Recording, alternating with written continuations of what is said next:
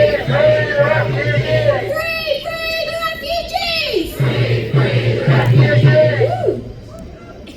name is Jasmine. I'm an activist with the Palestine Action Group and Students for Palestine. The news that Mahmoud Khalil has been, the court ruling has ruled that he can be deported from the United States for his political beliefs shows that the arms of the state does not only oppress and threaten to deport refugees seeking safety, but also threatens to deport activists fighting against genocide and war. Shame!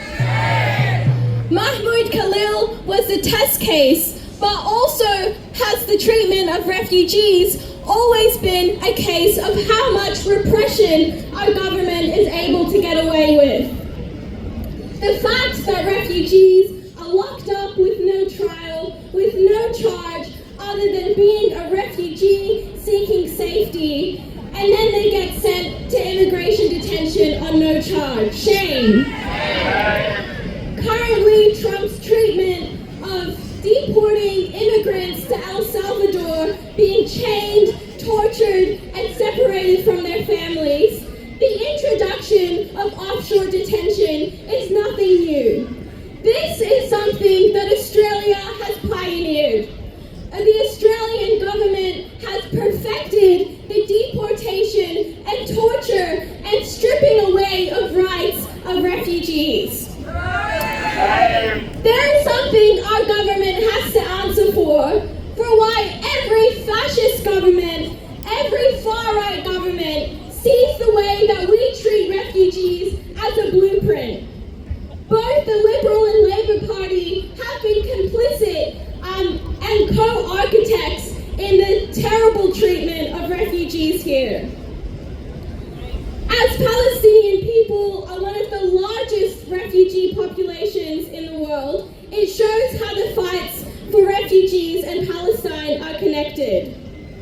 Palestine has shown that there is no limit to the brutality that the world is willing to endure.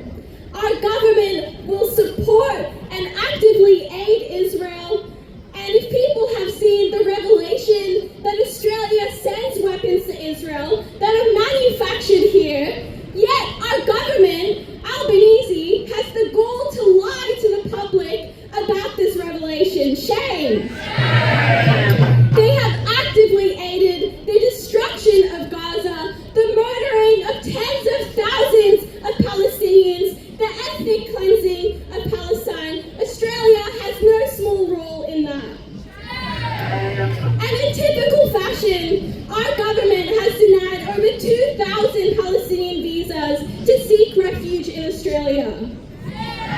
Shame! Every single refugee deserves to live a life of safety, but as long as the world where Israel, the United States, and Australia continue to commit violence against people, we must continue to fight for the right to safety.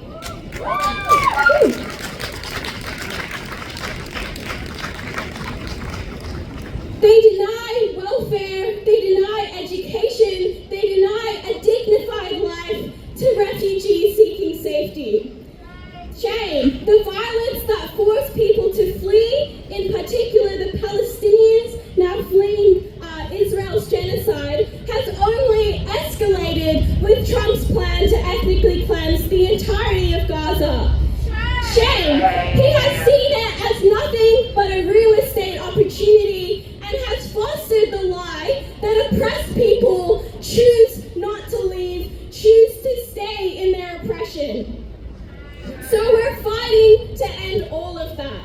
So long as these sick monsters run the world, as long as Israel gets the backing from the most powerful military powers in the world, there will be no peace. The unfair treatment of refugees, I think, bears similarities to the unfair, abusive, torturous treatment of Palestinian prisoners, where they are kept for decades without charge. Shame! And there's always been a precedent of stripping away these rights by the treatment of refugees.